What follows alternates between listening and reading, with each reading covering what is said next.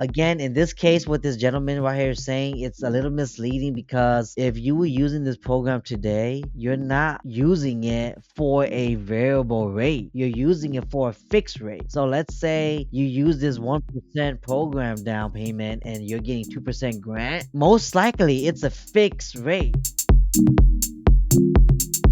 Are you guys ready to react to some videos? Yes. I really want to share this with you guys. They are offering 1% down mortgages right now. You don't. Renting is now cheaper than owning in all of America's 50 biggest metro areas. You guys don't understand. The housing crisis is going to come from people who are buying and can't afford it. I'm not going to break down the 2008 housing crisis. They were being given houses they couldn't afford, and a lot of it was based on a thing called a variable loan. But now you can't do that anymore. So what do?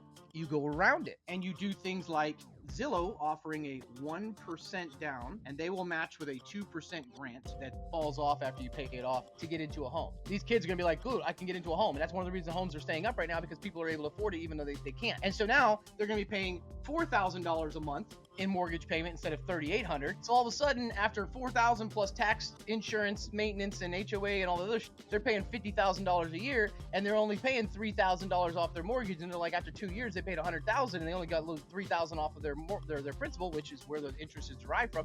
And they give up. They walk away. They can't afford it anymore. Yeah, there's a lot of detail being missed right there. Like $4,000 a month based off of what purchase price. So there's a lot of Cal HFA programs like that too. There's other unique bank only loan programs that are similar to this as well, but you're familiar with this loan strategy, right? I mean, we have that too, but we rarely ever use it, because once I show it to the consumer, it's like, guys, I mean, the less you put down, the more expensive it's going to be. And then you got those silent, especially for the Cal HFA loans and whatnot, they're silent loans. They're still loans, which means when you refinance and when you sell it, right, it has to be paid off. And that's the thing. When you have those types of loans, it's going to take longer for you to build up the equity to refinance out. So even if the rates are favorable, unless you pay that loan off, you might not be able to take advantage of that. For the video to state that the crash is going to come from people that can't afford their homes because of programs like this, I feel like that's a little bit misleading. It is very misleading because that's not entirely true. I don't know what other lenders and agents are telling their clients. Whenever we sit down with a client, you know, and we're doing all this budgeting with them that you see us do here on the show, we don't just consider their DTI as what most lenders look at. We're talking about gas, talking about food, we're talking about all that with them, actually doing a budgeting plan with them. And we always ask them, even though you're qualified to buy a home up to this amount, if you don't want to be house poor, then you're gonna have to compromise and buy this home instead. Right now, with today's economy, you can't really compare it to '08 because it's very different. The loan criteria is different now. It's a lot more strict during that time. So because of all that, you know, there's a lot of these checks and balances that go on the application. And for a person to buy a home right now, even utilizing a program like this, with the way the market is right now, inventory is super low, prices are appreciating, and because of the competition level and all that, worst case, if you call into your bank and say that you need help, they're just gonna tell you, no, we can't help you right now, but I guess the only choice you have is to sell your home because you have a lot of equity. That's what's really going on right now, real time. People have equity coming in. Even if you refinance, most banks won't refinance your loan if you don't have more than 15 to 20% equity in there anyways, right? And just like Chia said, it's misleading in a way because in 2008, the reason why it's crashed, it was because the loans were not as stringent. The guidelines for that was not as stringent. So they didn't really truly qualify. But because they've gotten to that variable loan that he was talking about earlier, the mortgage was much smaller. So it looked attractive from the very beginning.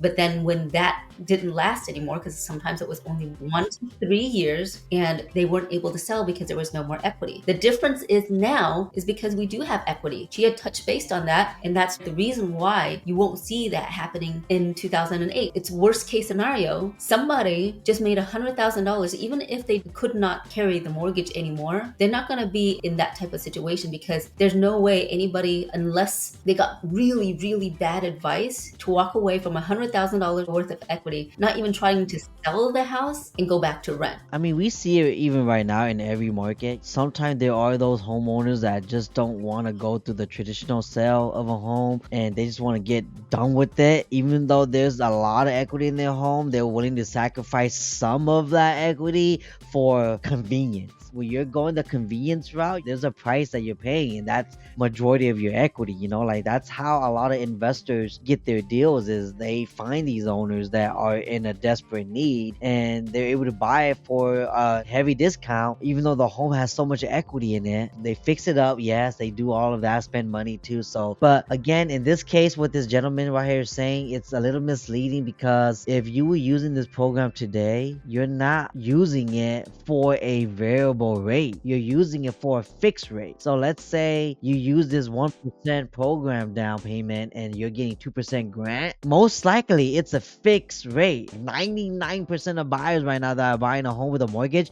they're getting a fixed rate. They're not getting an adjustable rate. Most of the time, people that are getting adjustable rates, because they know the end game. They already know that within a year or two before the rates change, they're selling it, they're flipping it, they're doing something with it already, or they're refinancing it. Yeah, most first-time home buyers right now are not buying with variable rates. So in 08, like what Lisa said, when the variable rates went up, that's when they couldn't afford it no more. That's when they were walking away from their homes, and there was no equity. Right now, none of that's happening. That's why the foreclosure rates aren't high like what everybody wanted it to be, and that's why people are still buying. Okay, we're gonna close it up, y'all. Thank you guys again for joining us today. We will catch you guys next time. Peace out, Chi fams.